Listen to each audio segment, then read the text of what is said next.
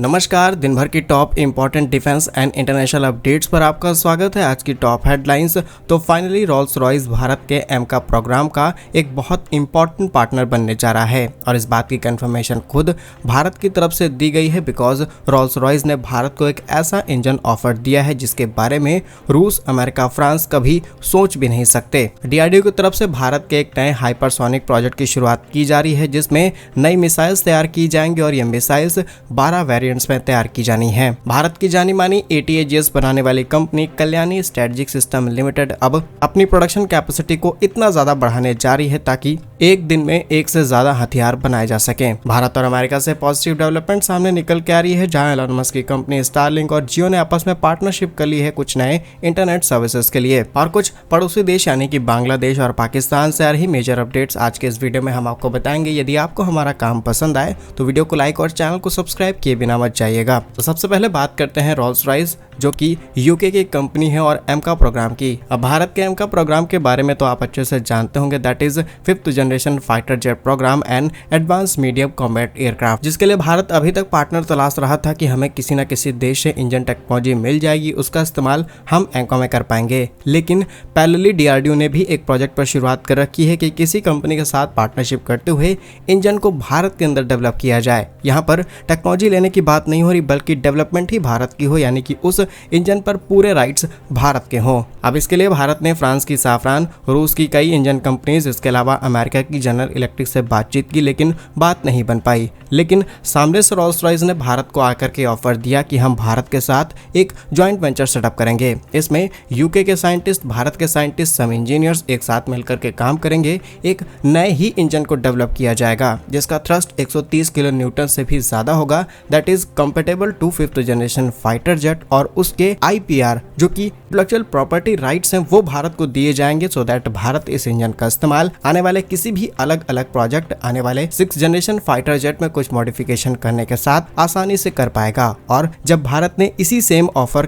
के लिए रशिया से डिमांड की, फ्रांस से डिमांड की, अमेरिका की जनरल इलेक्ट्रिक से डिमांड की, लेकिन किसी भी देश ने भारत को IPR देने से मना कर दिया। और इस मामले में अब रोल्स रॉयस एक कदम आगे निकल चुकी है और अब भारत की तरफ से भी रोल्स रॉयस को सेम ऑफर्स दिए जा सकते हैं और भारत की तरफ से इंटरेस्ट भी शो किया गया है। जानकारी के लिए आपको बता दें कि Rolls Royce that is company जिसने कई एडवांस इंजन्स डेवलप किए हैं, इंजन्स को मैन्युफैक्चर करती है अलग अलग फाइटर जेट्स के लिए। इसमें F-135 एडवांस टेक्नोलॉजी शामिल है। इसके अलावा ट्रेंट 800, ट्रेंट 900 जैसे प्रोजेक्ट में भी काफी ज्यादा डेवलपमेंट इनकी रही है जिनका इस्तेमाल एयरबस A380 के अंदर किया जाता है। तो no doubt Rolls Royce engine के मामले में बेस्ट कंपनी है। अब इस कंपनी के साथ इंजन डेवलपमेंट करने में भारत को टाइम लग सकता है क्योंकि यहाँ पर डेवलपमेंट की जा रही है, ना कि सीधे सीधे कोई टेक्नोलॉजी हम ले रहे हैं। लेकिन ओवरऑल जो फाइनल आउटपुट हमें देखने को मिलेगा दैट इज वेरी इंप्रेसिव कि हमारे पास खुद का इंजन होगा, हमने किसी के साथ मिलकर के तैयार किया लेकिन राइट सारे हमारे पास होंगे। तो आपके हिसाब से भारत के लिए बेस्ट डील हो सकती है या फिर नहीं? कमेंट में यस और नो के साथ आंसर जरूर कीजिएगा। नेक्स्ट इंपॉर्टेंट अपडेट भारत के डीआरडीओ से सामने निकल के आ रही है, जहां पर अब डीआरडीओ की तरफ से अपने एक और नेक्स्ट जनरेशन प्रोजेक्ट का अनावरण किया गया है जिसमें बताया गया कि डीआरडीओ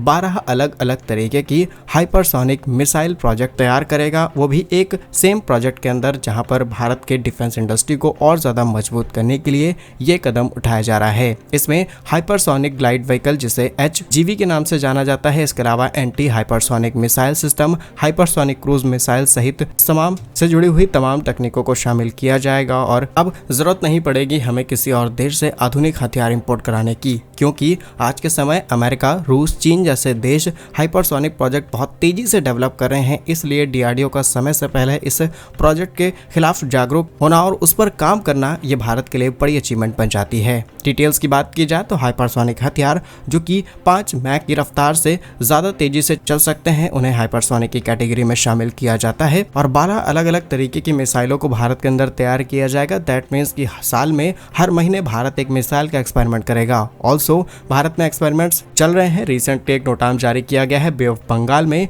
करीब 415 किलोमीटर का, और यहाँ पर भारत 2 मिसाइल्स को टेस्ट कर सकता है जिसमें अस्त्रा 3 या फिर ब्रह्मोस की ही एक नेक्स्ट जनरेशन वेरिएंट को टेस्ट किया जाएगा। Next important update Bharat Forge की ही company Kalyani strategic logic system limited से सामने निकल के आ रही है, जहां पर अब कंपनी अपनी प्रोडक्शन कैपेसिटी को और ज्यादा बढ़ाना चाहती है। बिकॉज कल्याणी ग्रुप की तरफ से जो advance towed artillery gun system जिसे ATAGS कहा जाता है, इन्हें तैयार करती हैं और इनकी डिमांड सिर्फ भारतीय सेना के पास नहीं बल्कि अंतर्राष्ट्रीय स्तर पर भी डिमांड है। रिपोर्ट्स के मुताबिक कंपनी की तरफ से भारतीय सेना को करीब 307 ऐसे ही एडवांस ATAGS सिस्टम सप्लाई किए गए हैं। इसके अलावा 2024 में कंपनी ने अंतर्राष्ट्रीय एक्सपोर्टर्स को 100 ऐसे ही तोपें एक्सपोर्ट की और इसी तरीके से भारत के ये ATAGS सिस्टम लगातार ग्लोबल मार्केट में अपनी पकड़ बनाते चले जा रहे हैं और पहली पसंद बनते चले जा रहे हैं। आप जानकर के हैरान हो जाएंगे कि इसमें काफी बड़े इंपोर्टर अमेरिका, यूरोप तक शामिल हैं। फिलहाल यूरोप के तो कई देशों को भारत ने हथियार एक्सपोर्ट करना शुरू कर दिया है, लेकिन अब अगला टारगेट भारत है। लेकिन अब अगला टारगेट अमेरिका है। अमेरिका ने भी इंटरेस्ट शो किया है कि ऐसे हथियारों को वो भारत से खरीदेंगे और आप यकीन नहीं करेंगे कि भारत जितने भी हथियारों का प्रोडक्शन करता है या फिर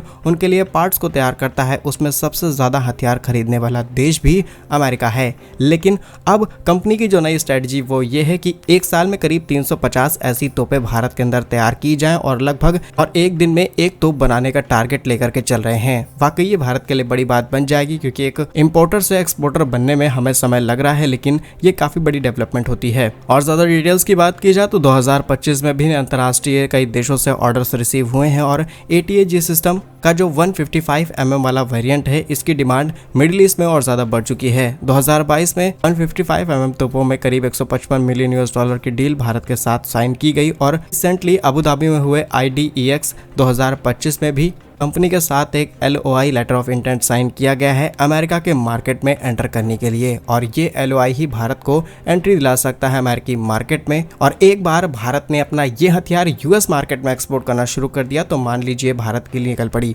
क्योंकि US जैसे ताकतवर देश को अगर भारत कोई हथियार एक्सपोर्ट कर रहा है तो डेफिनेटली उसके अंदर क्वालिटी होगी और फिर भारत को एक फ्री की मार्केटिंग मिल जाएगी ग्लोबल मार्केट में उतरने के लिए। नेक्स्ट इंपॉर्टेंट अपडेट, भारतीय कंपनी जियो और अमेरिका के एलन मस्क की कंपनी स्टारलिंक से सामने निकल के आ रही है, जहां अभी तक उम्मीद नहीं थी कि दोनों देशों के बीच कुछ बड़े समझौते किए जा सकते हैं, लेकिन फाइनली स्टारलिंक और जियो के बीच एक इंपॉर्टेंट समझौता साइन किया गया है। इसमें यह agreement broadband internet services Bharat के अंदर प्रोवाइड की जाएंगी जियो के नेटवर्क का इस्तेमाल करते हुए। एंड कुछ समय पहले भारतीय एयरटेल के साथ भी एक ऐसा ही एग्रीमेंट साइन किया जा चुका है, लेकिन इससे भारत की टेलीकॉम इंडस्ट्री में बहुत ज्यादा पॉजिटिव चेंज देखने को नहीं मिलेगा। सिर्फ आपको स्पीड मिल सकती है, बिकॉज मोनोपोली अब भी जियो की रहेगी, क्योंकि स्टारलिंक जियो के थ्रू आपके घरों में एंटर करेगी। अगली इंपॉर्टेंट अपडेट भारत के पड़ोसी देशों से सामने निकल के आ रही है, जहां पर रिसेंटली इस रिपोर्ट में खुलासा किया गया कि जो हमारे पड़ोसी देश हैं इनके साथ भारत बहुत ज्यादा स्ट्रॉन्ग एक्शन क्यों नहीं लेता। अब पाकिस्तान की बात की जाए या फिर बांग्लादेश की, जो चीजें हमें देखने को मिल रही हैं इसमें ज्यादातर एक्टिविटीज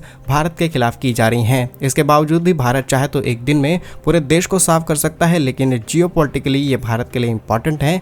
नेबर कंट्रीज हैं हमारे, इसी के साथ ये देश खुद से हम पर हमला नहीं करते, बल्कि कई ऐसी इंटेलिजेंस एजेंसीज हैं और कई ऐसे सीक्रेट आतंकी ग्रुप्स हैं जो कि इनके साथ मिलकर के इनको एज अ प्रॉक्सी इस्तेमाल करती हैं। यूएस ने भी शेख हसीना, अब अमेरिका की कितनी बड़ी इन्वॉल्वमेंट थी शेख हसीना को सत्ता से हटाने के लिए, अब नई सरकार शेख हसीना को वापस लाना चाहती है और कुछ इस तरीके से चाइना की इन्वॉल्वमेंट भी म्यांमार, चाइना, बांग्लादेश के अंदर रहती है। तो ये सारी जो एक्टिविटीज हमें देखने को मिल रही हैं इसके पीछे देशों को मोटा पैसा ऑफर किया जाता है और कुछ पॉलिटिक्स सपोर्ट और पावर के चलते ये सारी घटनाएं दिखती हैं। क्या कुछ कहना है आपका इन सभी खबरों पर कमेंट्स में जरूर बताइए। भारत के ऐसे ही वीडियोस पाने के लिए वीडियो को लाइक, चैनल को सब्सक्राइब जरूर कीजिए। वंदे मातरम, भारत माता की जय।